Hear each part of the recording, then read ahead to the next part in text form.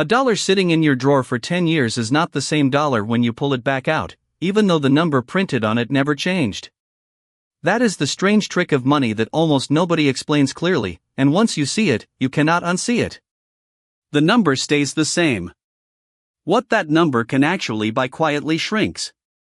Today, we are going to open up the machinery behind that shrinking, because inflation is not some abstract headline about the economy. It is a mechanical process happening to every dollar, euro, or peso you hold right now, whether you are watching it or not. Let's start with the core idea, purchasing power. Money itself has no value. A dollar bill is just paper.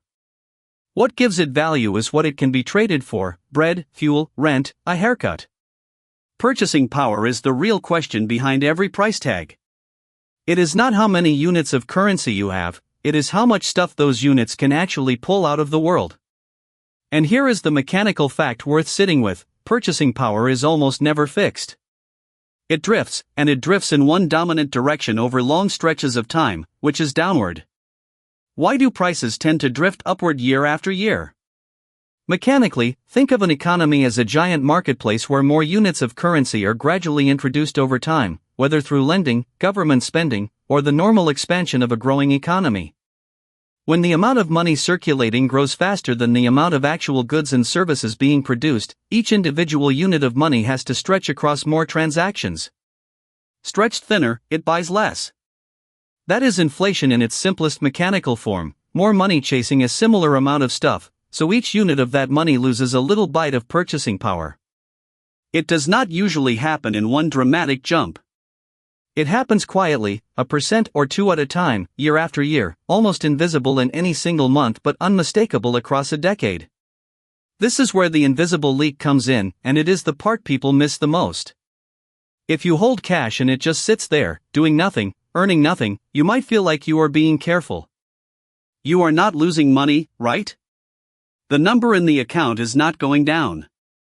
But mechanically, you are being taxed anyway, just not by a government collecting anything visible.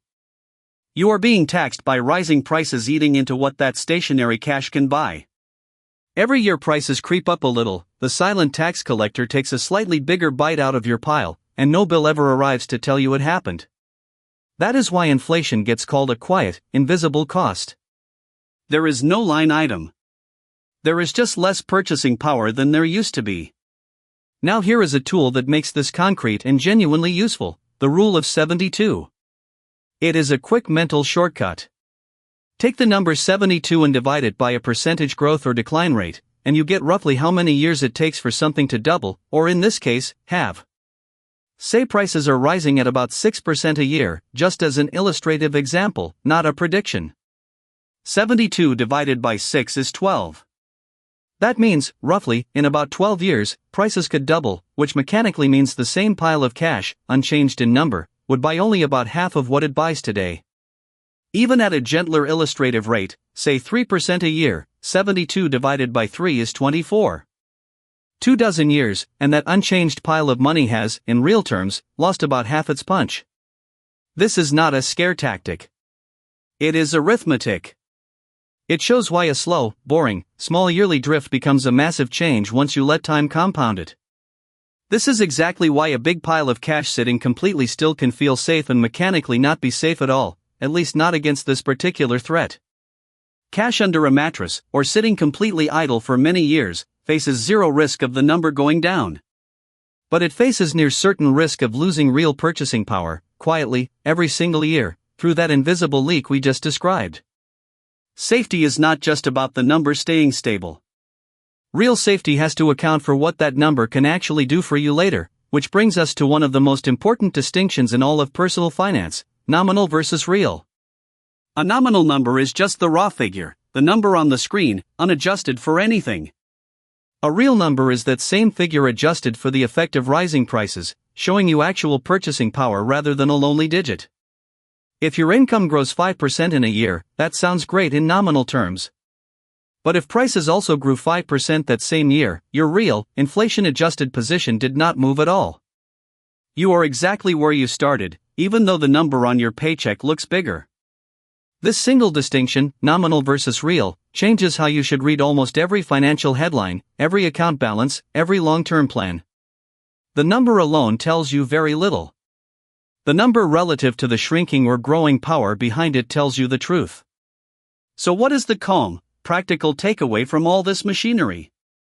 It is not panic, and it is not a specific instruction to buy any particular thing. This is general education, not personalized financial advice. It is simply this: money that just sits, completely inert, tends to quietly lose ground to rising prices over long stretches of time, and understanding that mechanism is what lets you ask better questions about your own numbers. Is this actually growing, in real terms, or just growing in name only? Once you start automatically translating nominal into real, you start seeing the financial world with much clearer eyes. This is Money Mechanics. One money rule at a time. I will see you tomorrow.